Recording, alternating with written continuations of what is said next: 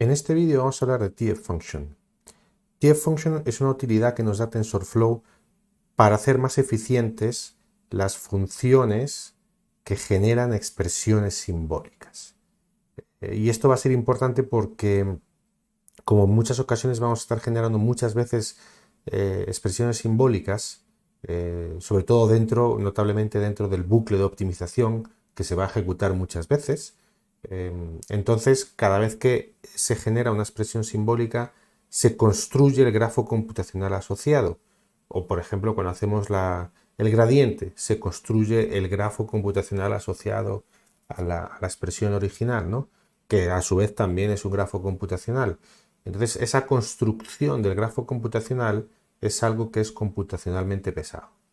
Y entonces, con TF-Function vamos a tener unas ciertas facilidades para no tener que repetir la construcción del grafo computacional. Entonces, bueno, estamos en el Notebook 3.3, que ya lo tengo aquí abierto en el Colab. Como siempre, hay que ejecutar siempre la primera celda, por supuesto. Entonces, vamos a ver una serie de ejemplos, a ver si a través de los mismos os puedo transmitir qué es lo que hace TF-Function.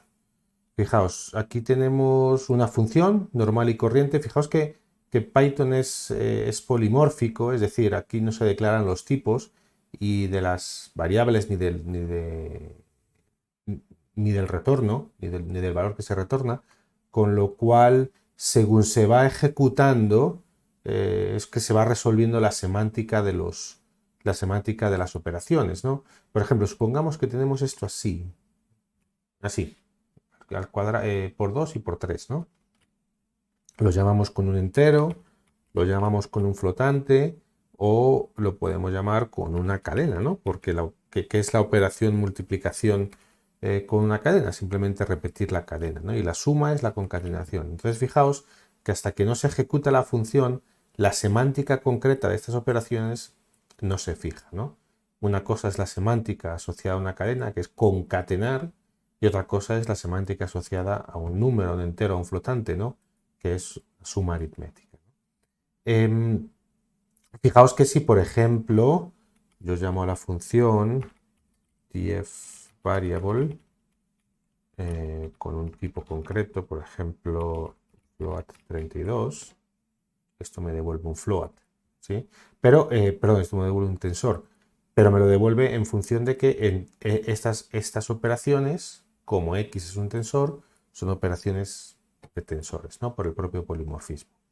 Fijaos lo que sucede si yo decoro la función con TF-Function, ¿no? Los decoradores en Python, si alguien está interesado, pues podéis mirar un poquito la documentación, algún ejemplo, pero los decoradores en Python es como un intermediario entre la llamada a la función y la propia ejecución, ¿no? Esto, TF-Function, cada vez que alguien llama a esta función, por ejemplo aquí abajo, TF-Function va a hacer algo antes de que la propia función que está aquí se llame, ¿no? En este caso, TF-Function lo que va a hacer va a ser tener como una caché de grafos computacionales asociados a cada variable de entrada, que ahora lo vamos a ver, y entonces TensorFlow con TF-Function lo que va a hacer es que la siguiente vez que llamemos a una función con la misma variable no va a crear el grafo computacional de nuevo, sino va a usar los grafos computacionales que ya tiene almacenados, ¿no?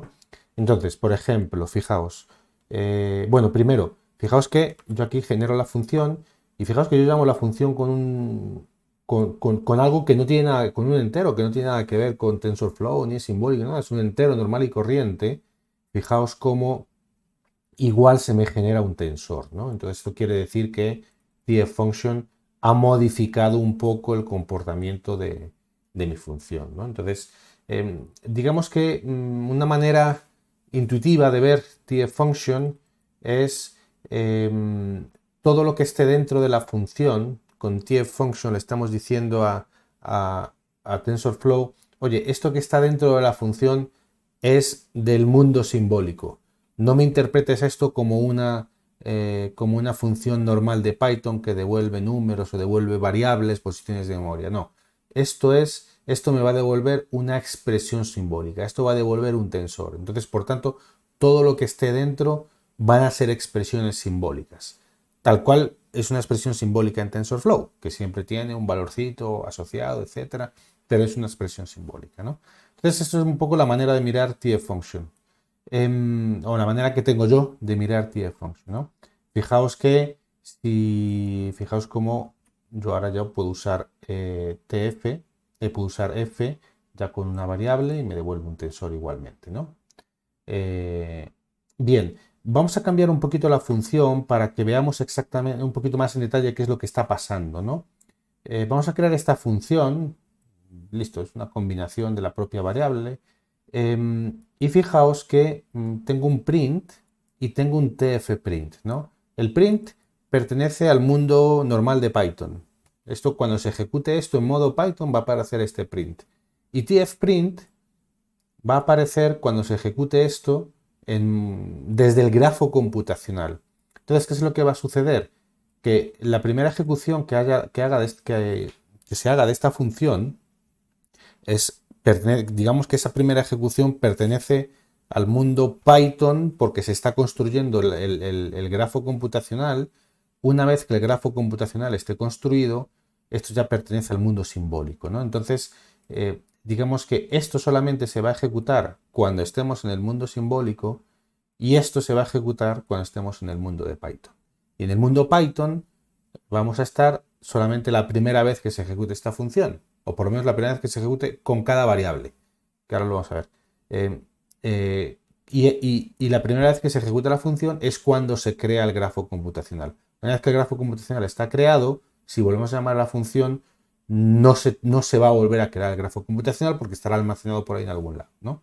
Entonces, fijaos, yo llamo a la función la primera vez con un 2, que es un número de Python, no es ni siquiera un tensor, y fijaos cómo se me imprimen las dos cosas, pero si yo lo vuelvo a llamar, ya no se me imprime el tracing, ¿no? Ya está usando efectivamente el grafo computacional que creó cuando se ejecutó la función la primera vez, ¿no?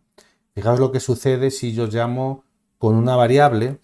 Python tiene, digamos que tiene detrás de esta función, tf-function va a guardar un conjunto de implementaciones, cada implementación para cada variable que utilicemos, ¿no? Entonces, por ejemplo, tenemos una variable que la llamamos x, la podemos llamar lo que sea, listo, lo ejecuto, se hace el tracing y se hace la ejecución, pero fijaos que si le cambio el valor a la variable, al tensor, y lo tengo que hacer así, de la misma manera que en el vídeo anterior cambiamos, le asignábamos a los gradientes, los íbamos actualizando con el gradiente descendiente, con el assign sub, que en el fondo es un poco lo mismo, pues fijaos cómo aquí cambiamos el valor.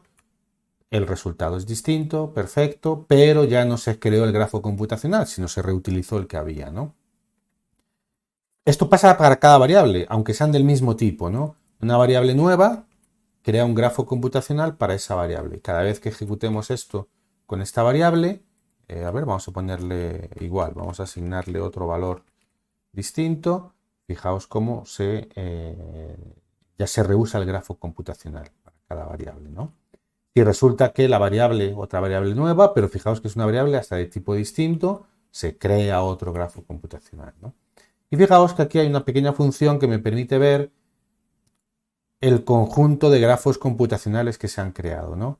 Fijaos que se creó un grafo computacional para el valor 2. Esto quiere decir que cada vez que llamamos a esto con el valor 2, se va a usar ese grafo computacional. Es una cosa un poco excepcional porque resulta que el valor, esto tendría que ser con el valor 2.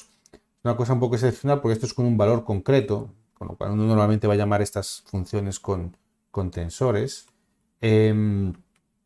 Fijaos lo que pasó ahora, que fue un poco un error, pero bueno, lo llamé con 3, que es un valor nuevo. Si lo llamo con 4, fíjate cómo sale el tracing, ¿no? Y salió un pequeño warning, que no lo paré lo suficiente, pero bueno, el warning lo que decía es, oye, que resulta que estoy haciendo mucho tracing el tracing es crear el grafo computacional.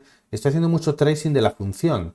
Es probable que no la estés usando bien, ¿no? Es lo que me está diciendo, que estás cambiando mucho la variable y el tipo, con lo cual en el fondo no estás usando la facilidad que te estoy dando para tener una caché, un almacén de implementaciones, ¿no? Entonces, fijaos que si vemos esto, pues ahí tenemos las distintas implementaciones para el valor 2, para el 3, para el float, que la primera vez con la variable x, con la variable y, con el entero, ¿sí?